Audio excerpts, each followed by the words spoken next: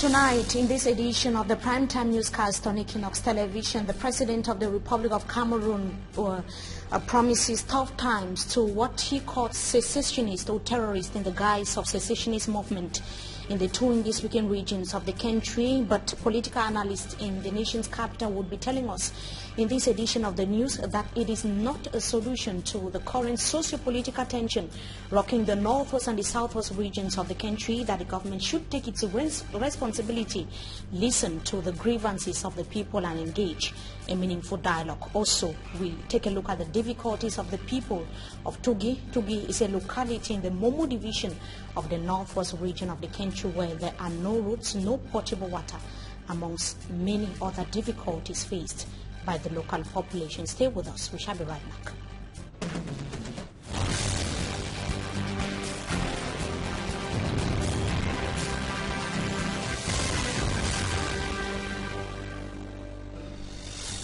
Good evening to you, ladies and gentlemen. You are watching the primetime newscast on Équinoxe television. The President of the Republic of Cameroon has said that it is now clear to the world that Cameroon is repeatedly being attacked by a group of terrorists claiming to belong to a secessionist movement. Speaking upon his return from the EU summit in Abidjan, Ivory Coast, that was last night, the head of state reassured Cameroonians that all measures will be taken to unveil those he qualifies as criminals behind the attacks on elements of the national armed forces in a bid to safeguard the country's peace and security.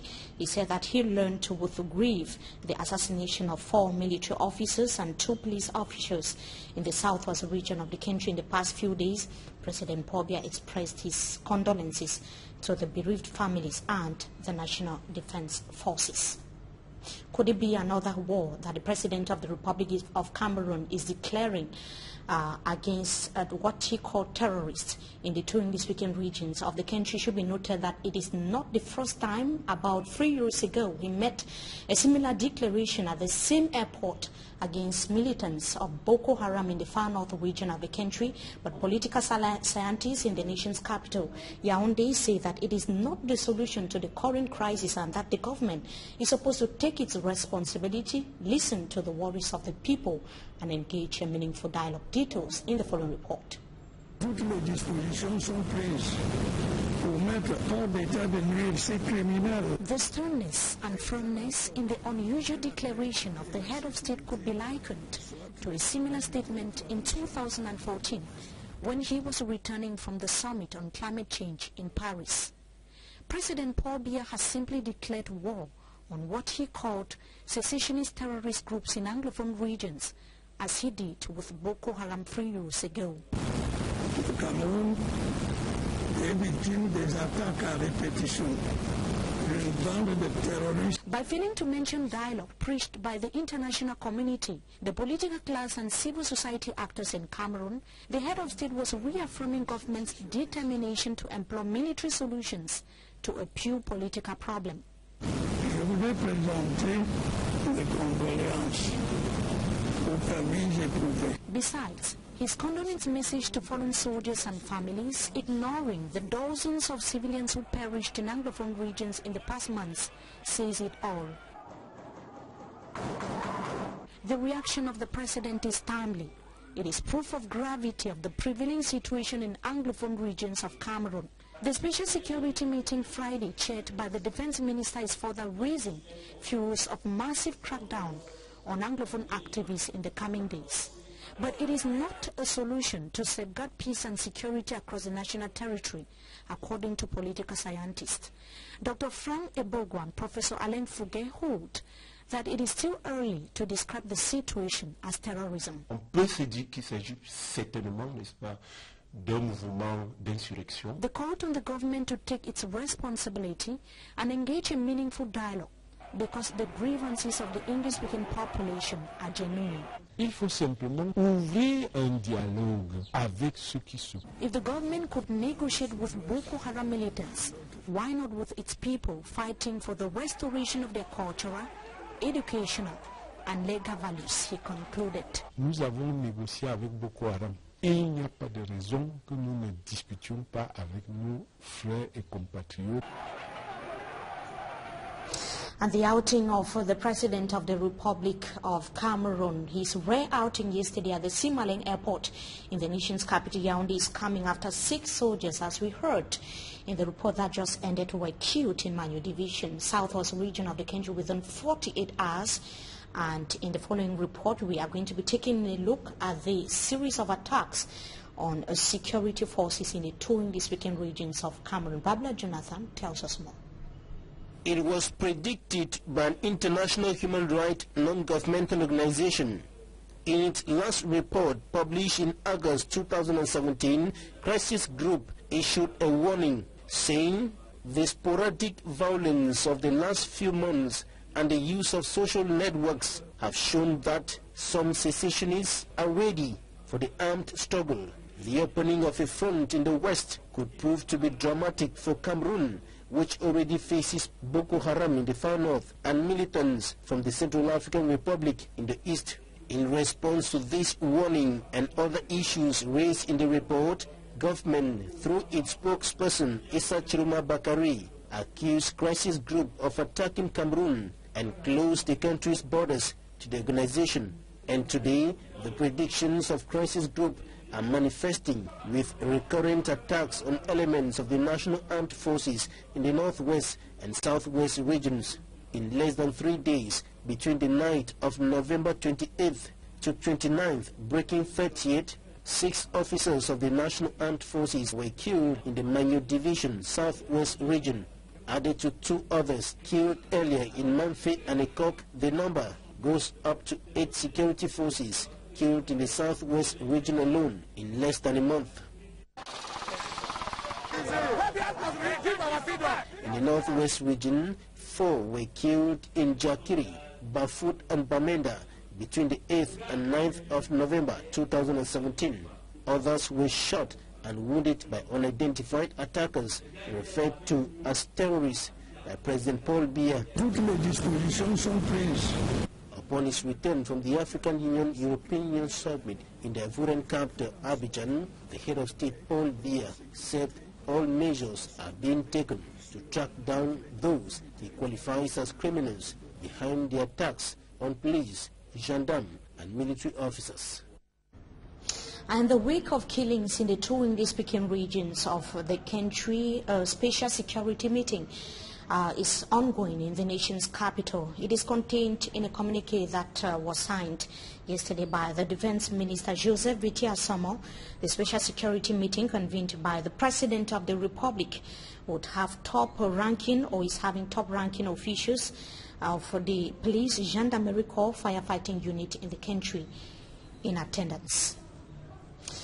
And if there is one of the major grievances of the English-speaking population, it is the release of all those who are currently being detained in the nation's capital and across the national territory. One of them is Mancho BBC and other detainees of the Anglophone crisis that were expected to appear before the military tribunal in the nation's capital Yaoundé today. This is after the case yesterday was adjourned to the 1st of December 2017.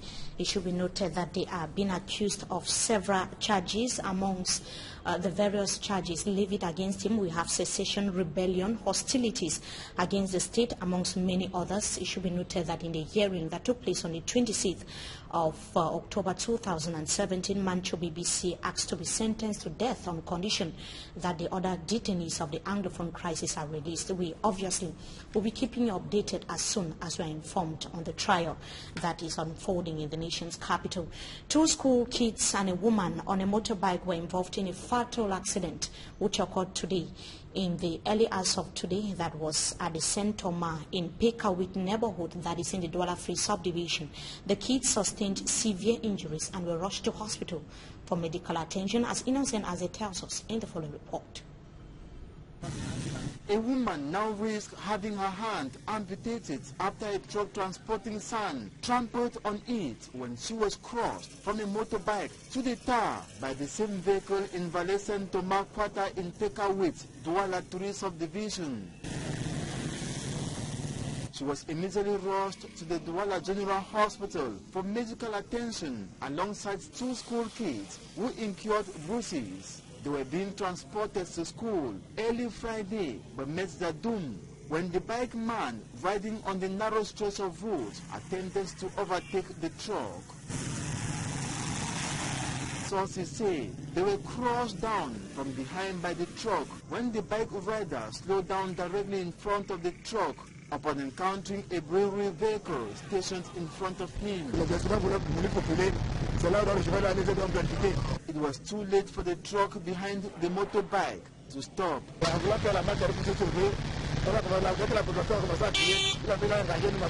Forces of law and order arrived at the scene to put the situation under control and ensure circulation was not perturbed.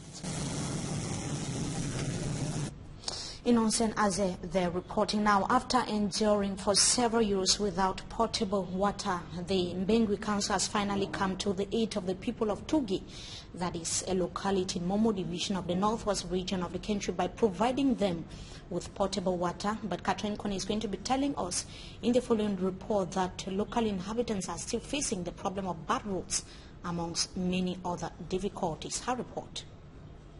Some communities in Cameroon are yet to experience development, a situation which has led to untold misery to many. Such is the case of this Muslim community of Togi in the Momo division of the northwest region. The community is in dire need of social amenities. Well, we are far behind development as far as developmental aspects are concerned. You see the area for your own self. We are far behind. At first, we have no potable water. You have seen we have no roads. We have no electricity, so we are very far behind. The absence of potable water in this part of the country has been the major challenge to the indigenes, who could barely consume clean drinking water. Carry water far inside forest, and sometimes one go carry water when cow they don't work for money time, they do the test. In a bid to support themselves, they had to start the water project some 4 years ago worth millions of francs CFA, and it is being supported by the Mbengwi Council and the Minister Delegate in charge of the Supreme State Audit. It's a gift to the rural community, the farmers and the graziers for the water project that they have. Though one of their needs is being solved, the indigenes are dissatisfied, urging the government to provide other social amenities like road, electricity, and even nearby schools to enable their kids to go to school. Another project would be to be able to shape the road that branches off from the highway into this Aldorate of Bamore, where we are. And then further, we also think that one of the basic necessities is light. If it is not electricity by Enyo, it could be by solar. Yes, it could be by solar, which is very possible. We now talk sports football. The Minister of Sports and Physical Education has congratulated. We are talking sports. He has congratulated athletes that represented Cameroon at the World Zambo Tournament in Sochi, Russia, for bringing back the medals. The reception offered by the Sports and Physical Education Minister Pierre Ismail Bidumpat comes at the time when the women's volleyball team recently crowned African champions are still to be honored in the country. Details with Smart Njikankebre. Cash have been offered to the Cameroonian athletes that participated at the 41st edition of the Sambo World Championship that took place from the 10th to the 12th of November 2017 in Sochi, Russia. Claude Nkwamen and Chantal Foku all received from the hands of the Minister of Sport and Physical Education, Pierre Ismail Bidumpat, the sum of 4 million francs CFA respectively. Claude Nkwamen won bronze in the more than 100 kilograms category at the competition, defeating his opponent from Uzbekistan, while Chantal Foku in the more than 80 kilograms also harvested a bronze medal, thus giving Cameroon 2 medals at the Sambo competition. It was a very tough competition that saw the participation of 700 athletes coming from 90 countries of the world. Out of the 17 countries that represented Africa at the competition, only Cameroon managed to return home with 2 medals, something that the nation couldn't let go unidentified. Even though it was a good thing by the government to recognize the efforts of the athletes, the reception given to the Sambo delegation comes at a time that the sport minister is still to show any attention to the women's volleyball team that emerged as African champions at the end of the African Volleyball Women's Nations Cup that took place in Cameroon from the 7th to the 14th of October at the Yaoundé Sports Complex. And from there, we come to the end of this edition of the Primetime Newscast on Équinoxe Television. Viewers, so thank you so much for joining us. We shall be having the French edition of the news that's going to be at exactly 8 p.m. Stay tuned to programs on Équinoxe Television. Good night.